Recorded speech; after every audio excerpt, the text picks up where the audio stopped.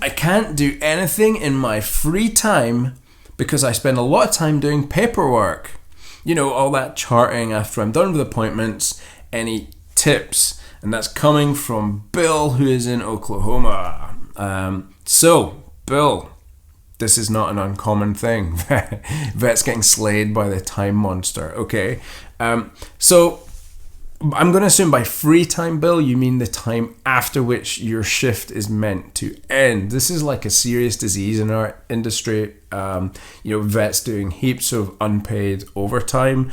And I don't think, it's easy to point a finger at the evil boss here and go, you're not paying us extra money for the time we're here, and that's not fair.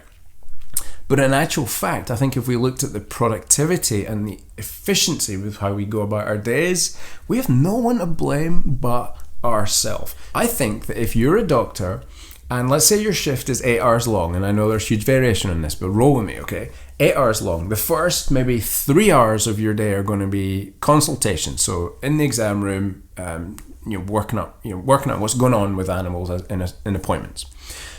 The second half of your day is going to involve some procedural work, so x-rays or diagnostics or surgery or dentistry or something like that, okay? That's the way a lot of businesses break it down. Hold on, we forgot the paperwork, right? So you either got 3 in the morning and you got 3 hours of operations, and then you really need to build yourself in a solid hour to catch up on the charting, the billing, the calling of clients with results, the insurance paperwork, all of that stuff that we don't like doing. So how do you do that and stay sane?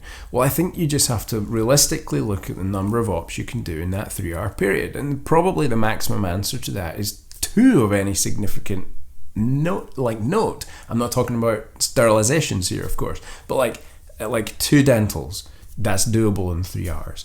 A reasonable sized intestinal surgery and a dental, that's doable in 3 hours at a push. Okay, so you're working to maximize that.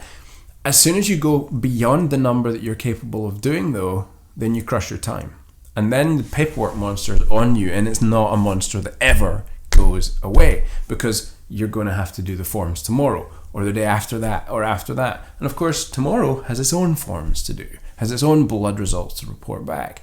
So you are creating this ever-growing problem for yourself that you will never escape if you don't manage your time properly.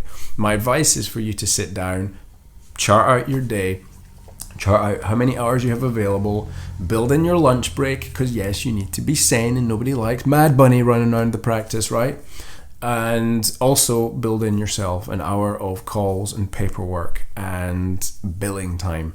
But trust me, this will pay for itself, because most vets, even in the billing alone, because we're doing it so fast and we're stressed, most of us miss somewhere between 5 to 50% of the work we've done and can genuinely charge for without clients being angry with us, okay?